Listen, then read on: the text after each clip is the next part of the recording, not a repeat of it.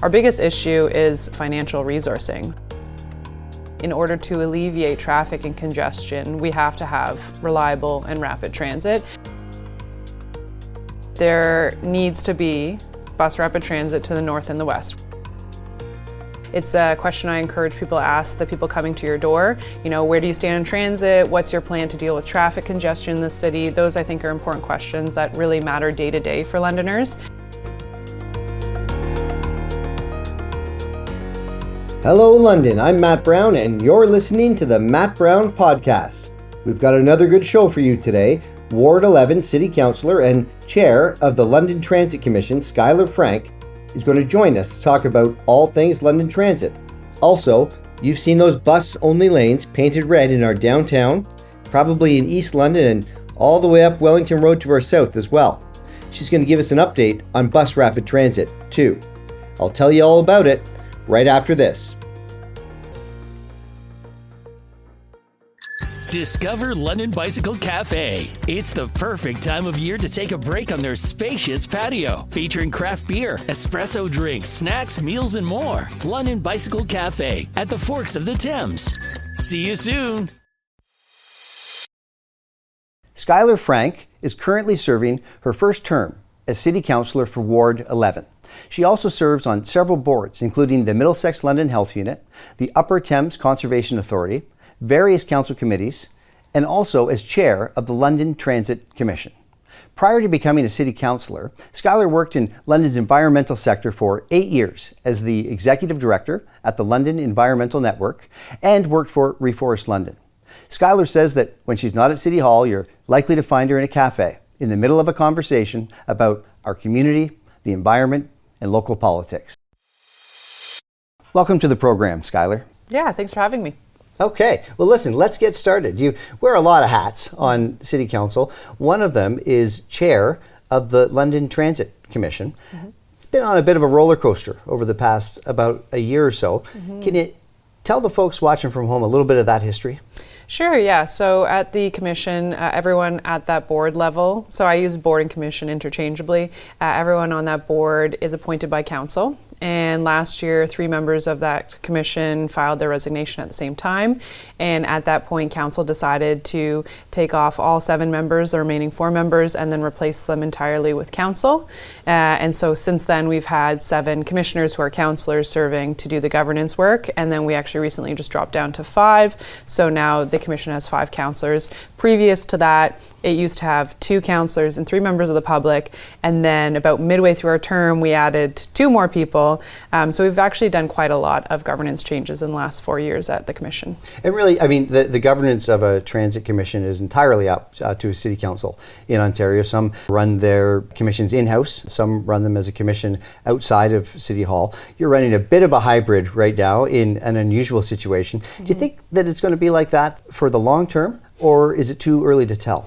So at the same time, a little bit before actually, we undertook a governance process. And so we have an external auditor, KPMG, is doing a governance audit of London Transit Commission to make a recommendation by the end of May to council to recommend what the governance structure should be. As you pointed out, some cities have it in-house as a department, some have it like us where it's an external board.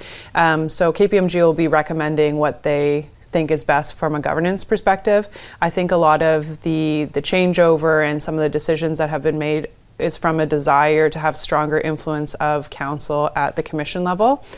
Because as councillors, we can't directly dictate to the commission what to do, but then when we're serving on the commission, we serve as commissioners, and so then we can. So I think a lot of this is just in regards to wanting to have a little bit more of a say at the commission level.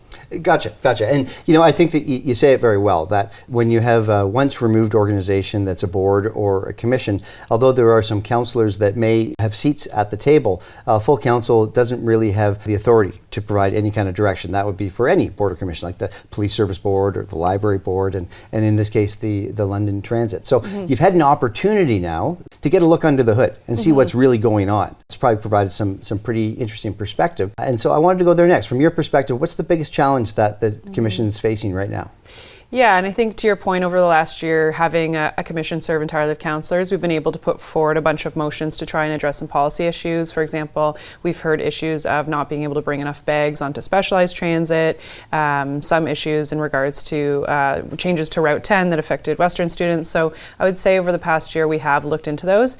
But the number one issue that I could tell before serving as a commissioner and now also serving as a commissioner, our biggest issue is financial resourcing. So as a commission, it is run incredibly lean. Staff are rising to the challenge of trying to make a service, a reliable service, work with what they're given. In this multi-year budget process for the last 4 years, they were given 18,000 new service hours. They asked for 25,000 new service hours. 25,000 is an entirely new route. So when you think that 18,000, that's not even enough to service a new route. A lot of municipalities across Ontario were given 40 to 50,000 new service hours, and the Commission has 300,000 unmet service hours. So when people call to complain about not having the bus pick them up, or there's just simply no route even to their neighborhood or to an industrial area where they work, it's because we don't have enough service hours to provide that service. Yeah, and I totally hear you on the commission is run in a very lean sort of way. I saw a post on social media, I think it was you and Councillor Rahman were recently touring through, and you look just behind the photo and you can see a whole lot of 1980s. Yeah, and if you go and tour the London Transit Commission, the headquarters on Highbury, they are really shoved in there. So they are trying to maximize every little square foot that they have. We will be eventually rebuilding that facility because it was never really intended to be office space. But again, they have, in my opinion, forsaken a lot of investments to be able to serve as a reliable transit commission. They use it to spend on bus drivers and buses instead of any frills or anything extra. Yeah, that's pretty clear looking at that social media post. Okay, so we're talking about dollars and cents, and I think that's really important. That council provided some additional funding. There is a big gap of somewhere in the neighborhood, you said 300,000. Yeah, 300,000 unmet service hours. Okay, so that seems pretty significant. Funding comes from other levels of government too. What can you tell us about that? Sure, so operating funding, the breakdown for the budget, 40% of operating is from fares. So whether that's Western, Fanshawe, somebody buying a bus ticket, that's 40%. 10% is from the gas tax, and then 50% is from council, so from the municipality. And then in regards to capital, there's further breakdown, federal, provincial, municipal funding for capital, but really the operating is based on those three groups. Right, and that gas tax is permanent, and it was good news when it was announced many years ago. I think it's also indexed based on ridership. Mm-hmm. Yeah. So the more riders you have, the more you get. Makes good sense. Let's talk bus rapid transit. Yes. It's been on people's minds for about a decade now. I think that it is rolling out in a number of different directions. The East Line is coming together. The couplet downtown, linking things together, is looking good. And South London is progressing. Yes. But there's a couple missing parts. North and West lines. Those were cancelled, not by the council that you're serving on, but by the previous one. That's got to be creating some challenges. Yeah, I mean, so we approved the new north, so slightly different variation. Instead of going right up Richmond, now it's going to go over Riverside, up Warncliffe, and kind of on the backside of Western, up to Masonville. That was approved in the Master Mobility Plan as well as the West Link. The unfortunate part is we don't have any funding for the north and the west. So we're undertaking the east, which should be done, hopefully, fingers crossed, by the end of 2027, as well as the south, which should be done in 2028. Ideally, we will turn our eyes to the north, which is some of our highest ridership and highest service need, but we need to find some money for it. Yeah, that's right. I mean, I think it's important to point out that when the program for the North and the West were canceled, then the money that was, put together from other levels of government stopped existing for those projects when the project stopped existing. The West is a bit of a challenge as well, because still within the overall city plan, you see something that's called a transit village at the corner of, I believe it would be Oxford and Wonderland. And your council has approved a significant development in that area. Oh, yes. And there is no BRT plans just yet. Maybe the plans are on the shelf, but there's no funding available for that. What do you think of that?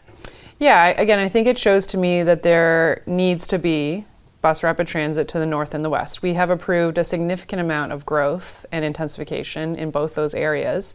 And in order to alleviate traffic and congestion, we have to have reliable and rapid transit. Otherwise, we'll just have hundreds of more cars on the road. And let's perhaps not get started on widening Wonderland Road, which I am not in favor of, unless it's to put bus lanes down the middle. Yeah, well, you know what, that's no surprise, I think, to folks watching from home. I think that, we've got a couple of minutes left, and it would be really important to just talk about what BRT really is. Bus rapid transit isn't buses traveling at warp speed down the streets. It's really more frequent buses with dedicated lanes. Can you tell us a bit about that? Sure, yeah, and I think the best example is the South Link, because it has two inner running north-south lanes that will be painted red, and they will actually have barriers, so if you happen by accident to drive your car into the middle, you'll quickly learn you need to get out of there, because only buses will be running down the middle. This, taking it out of traffic, taking the buses out of mixed traffic, will allow them to be more reliable, run more frequently, the ideal goal being every 5 minutes there'll be a bus, and so you'll walk over and you won't have to look at your phone or look at a map or an app, because you'll know, oh, within 5 minutes there's going to be a bus. I think that one, obviously, people will choose to use the service more because it's more reliable, and it will be a better experience for drivers because there'll be less people in their cars on the road. And the same concept is for the east. Unfortunately, some of it will be curb facing, which there are some worries that, Uber drivers or whoever will be picking up and dropping off, and there might be some issues with traffic there. You see a bit of that on King Street right now. Yeah. So hopefully people understand how it works and stop going into the bus lanes. But it is a bit of an educational process and a transition. So yeah, the whole point is every 5 to 10 minutes there should be a bus, and you shouldn't even have to look at your map. Great, yeah, thanks for the explanation. Sometimes I see on social media people saying like, this bus rapid transit really isn't all that it was, promoted to be. Mm-hmm. But you pointed out earlier in our conversation, it doesn't exist yet. However, I think 7 buses might be on their way. Mm-hmm. Yeah, we actually approved 9. So yes. So hopefully, again, we approve them so they show up just in time. You don't want to buy a bus and then leave it sitting somewhere for 6 months. It doesn't do well, is what I've been told from the mechanics. So you want to get the bus like the month before you got to start using it. Right on. Okay, listen, we're just about out of time. Last word to you. Sure. Yeah, again, I think it'll be interesting. It's an election year, so for folks who are watching, it's a question I encourage people to ask the people coming to your door. Where do you stand in transit? What's your plan to deal with traffic congestion in the city? Those, I think, are important questions that really matter day to day for Londoners. I personally believe that we need to continue to invest in transit, if not more, if we want to see some of the outcomes. And we have seen significant improvements with specialized transit because we made a significant investment. I'd love to have you back on to talk about another time. And there have been significant improvements. That's important to note. Thanks again, Councillor Franke, for coming on the show. My pleasure. Thanks for having me. And we'll be back to close out the show right after this. Discover London Bicycle Cafe, home of family cargo and urban cycling. Test ride an e-bike along riverside trails to see how easy moving through our city can really be. London Bicycle Cafe at the forks of the Thames. See you soon. And that's the show. As always, I hope you enjoyed it, and I hope you know a little bit more about what's going on over at the London Transit Commission than you did before downloading this episode.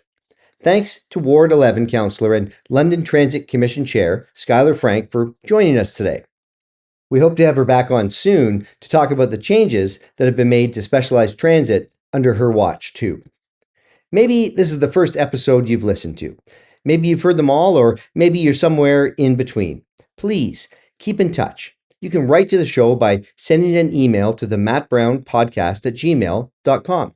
Tell us what you think. Tell us about what you want us to cover in a future episode, or pitch one that you'd like to talk about yourself. Well over half of the episodes to date have come from listeners who want to share a story or a cause with all of us. The next one, that could be you.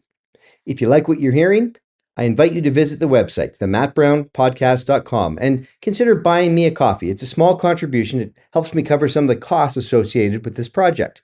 Hey, if that's not your style, no worries and no pressure. Downloading and subscribing, sharing the show, those are all other ways to support the podcast too. With that, that's the show. I'm Matt Brown, and you've been listening to the Matt Brown Podcast. It's the show about all things local and maybe some other stuff too. As always, thanks for listening. Bye for now, and talk to you again soon. London.